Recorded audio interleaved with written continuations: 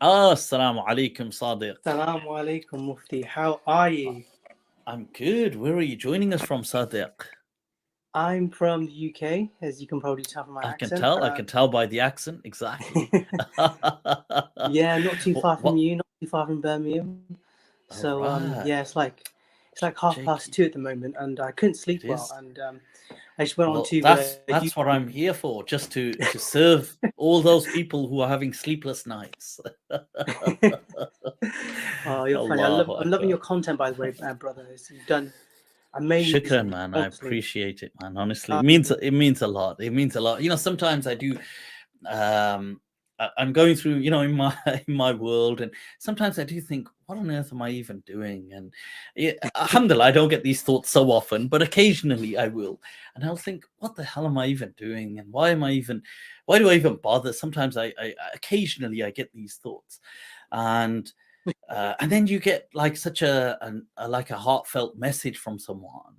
I have to say, I had a message from someone just yesterday, actually, someone who's actually done really well for himself, and I won't embarrass him by, but he's actually become incredibly prominent and on social media and become so, much exponentially much more than I have. But yeah, I was really surprised to just get like a heartfelt message of him just saying that how much he felt indebted to me, and I was really surprised because I thought, what, really? Wow, okay. And I just thought, it's these things. Sometimes it's good, ذكر فإن الذكرى تنفع المؤمنين. But shukran, Sadiq. So tell us, yeah, share with us what's going on in these sleepless nights. What's keeping you God, awake? what is going on? Yeah, I just want to first of all, before I continue on with my thing, I just want to say that your content is really good. It's amazing and it's very relatable. Um, with so many muftis and sheikhs out there, you just can't seem to relate to them in these times. So I just want to say that your content is very relevant in these times. It's very much needed in these times, and you answer a lot of intellectual questions which most of the other muftis and sheikhs don't do out there. And maybe it's because of a vulnerability, or maybe because they might be losing subscribers or followers and things like this. But you kind of break that norm, and what I love about you is this: you have this level of courage, and this is what I kind of lack, and I kind of admire that about you, because there's a lot of questions which are very controversial, which most of the people won't answer, but you're willing to answer that. And I just think it shows something quite beautiful about you, that you're willing to do that. And I it's could those. just have you continuously going all night like this. I mean, I'm just no, honestly, no, honestly, this is it's melting my heart. Honestly, wallahi, shukran. May No, Allah no, always keep you blessed and happy and smiling. I I feel what you're saying, and it motivates me. Um, it does. So shukran. that's good. That's No, good. I mean, so my question, I'm not sure whether it's a question or whether it's an observation or what it is going sure. on. But I've had some experiences um, with plant medicine, um, Sacred and medicine. Sacred medicine. yeah, Sacred. the sacred med, Sacred. and Sacred it's medicine. been, yes, Yeah. yes, definitely, sure, and it's been very overwhelming, to say the least. Mhm, mhm, I watched one of your videos on the toad, and how you were mhm. saying how it's overwhelming, It is, yeah. and I felt that connection to what you said, that it can be Mm. very, very too much at It is times. beyond words. It is beyond words, It's these beyond. things. It's Yeah. it's so beyond words, and that whatever message that you're given by the medicine, it's kind of like it's so much to digest, and that when you're leaving these retreats or things like this, you'll end up left there. Oh my God, what happened? And you're like, You oh know, my God, I don't know how to integrate this back into my life, and how is this going to make sense to my Islam, and all this sorts of stuff. And God, it was like 6 or 7 months ago now, and I'm kind of starting to get back on my feet. But even having said that, I'm still trying to find my path, you know, and it's quite scary. And I'm asking Allah for help, for guidance. And even now, I'm kind of shaking a little bit. See, But, no, you see, the path, it has always led to Allah. You see, sometimes the difference may just be in how we picture things. Sometimes we may have had a certain narrative, let's say, of how we picture reality if the veil was to be removed. Because, just of what we've watched in the movies, what we've heard as stories, and what some of these things do is it's beyond words. When there is a kashf, and it can be incredibly terrifying to the most, to the nth degree, because for a moment or for some moments, a person may cease to exist as they have ever known themselves, that they truly are submerged in an ocean of death. And what they finally make contact with is just consciousness, just the ruh. It is, a person doesn't know what to do with that, in the sense that it is, because when reality as we know it, this small reality with a small r, and the ultimate reality, which in Arabic haqiqa is from haq, al-haq, from Allah. Haqiqa is only billah. There is nothing otherwise.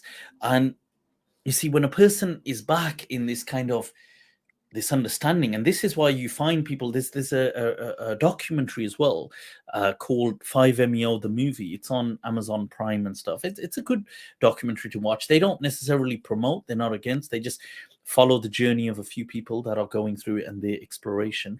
But it's interesting, you see, when the people come back, one of the things they do, they touch their face. Oh, I have a face. It's that, what does this world mean? But you know what it does? It's not about, you see, it's not about that you have a certain, oh, I've come back with this message, but it's that profound experience. What it does is it puts into perspective that these little things in life, this petty fighting, this arguing, this ego, this pursuing these, like, there's nothing wrong in pursuing pleasures, sure, by all means, but it puts into perspective that, yeah, there is a reality far greater, far more profound yet to come. And it also removes some fear. It removes fear of the unknown, fear of death. A person starts to, and in that way finds themselves inextricably more connected to the divine. And you find many people that do this, that walk the path of sacred medicine, that they become better human beings. They become more connected to nature. They want to spread more love amongst people. They want to help people. This has always been that message. And it's interesting that people say, people have pointed out, I've read how people have pointed out that when the Prophet ﷺ in Sahih Bukhari describes the realm of the ghaib, it's with that the kajaras, it's like the ringing of a bell, the vibration, the kind of, and this exact thing that people speak of, the unseen. But I also get that it's not for everyone. I get that people don't know sometimes. So I'm one of those people. I feel that it calls people, that the path will call them, that it's not, there was a time where I would have been very, I'm still an advocate of sacred medicine, but I don't say to people that I think you should do. I think you should. I don't do that. And I because it's the nature of it is it can be incredibly, it is nothing, it's like in that documentary, Dr. David Luke, and I went to his lecture and I spoke to him personally, and we kind of spent time speaking, and he's he's leading, he's a great professor who's researching psychedelics and all of this, and I forgot which university he lectures at now, but he's in that documentary. So it's like he says in there that there's nothing ever that could have prepared you for it. It's like in the documentary, it's like when they go to it, they're like, oh, like it doesn't matter what, nothing could have prepared us for it. And people can react differently, and I get that. So, and not everybody is at that level. So this is why there's levels, there's layers to this thing. It's not even in the documentary, they begin with smaller steps before they reach the ultimate 5-MeO. But this is why I personally, I that's how I leave it. I do think it is something profound. I don't think in any way it contradicts or clashes, this is my understanding, with Islam. If people feel it does in their understanding, then fine, they shouldn't ever embark on it. But in my understanding, I don't feel it does. If anything, you see echoes of it in the faith, and it only confirms. But it's a different, the fact that what you experience can't be put into words, and maybe it's not the story that you had, because the thing is, you have this story that there's going to be a you that looks like you, that kind of is going to be in Jannah, that's going to be in the afterlife. But nobody has ever really said these things like this. This is just an approximation. You see, you can never picture consciousness without you. This is the thing, that can you picture being without you? And because sometimes you do on these things, a person, it's so profound. And there's layers, there's other variations, there's other medicine which will, like psilocybin, or whether it's just DMT, where people will still be them, and they will encounter, and they will learn and communicate and talk, and this is why you get some researchers like Rick Straussman, who kind of just packed it all in eventually, because he did this. He's one of the muhaqqiqeen of this madhab, and he's just eventually, because he tried to do it all scientifically, and then in the end he's like, what the hell do I do with this? Because everybody that goes there is like, I've had this great experience, and he's like trying to tell them, well, no, it's a hallucination. They're like, no, it wasn't a hallucination. It was very real. And they're like, no, I don't. It's in your imagination. Like, oh, it's more real than this right now. And then he doesn't know what to do with it, because they're like, well, we saw these little creatures, we spoke to these green little men, or they weren't men, but these things, or we spoke to nature, and we did this, and we did. So in the end, you don't know where to put that in modern day science. So he's in the end, it's interesting seeing him turn away. But wow, I'm glad you did. You had the courage to share that with us. These are profound paths, and it's difficult, because it's the path of a people that who speak a language. It's like almost the story of Dhul Qarnayn, that they speak a language that other people not of the path won't understand it. And it's easy, what's often a proverbial hadith almost is put as a hadith, that although it may not be authentically a hadith, but it's true that الناس أعداء لما جهلوا, that people easily become opposed to that which they are ignorant of. And when you don't know something, you easily oppose it, and you become strong in opposition. But yes, so shukran, Sadeq, for that. May Allah bless you, and yaftah Allah alayk.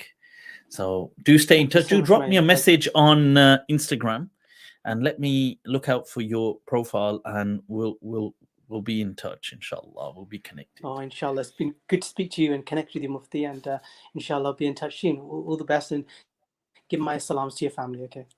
Shukran. Much love. Assalamu alaikum. Assalamu alaikum. People, That was Sadiq ar-Rahman from the UK, people speaking about some difficult topics, I guess, but interesting. I always find those topics profound.